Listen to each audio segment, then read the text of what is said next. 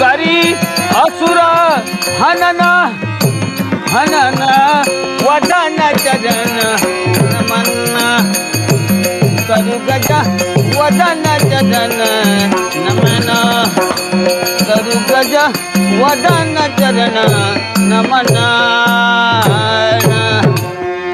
गजानन महाराज दास चरणी लीन होत आहे।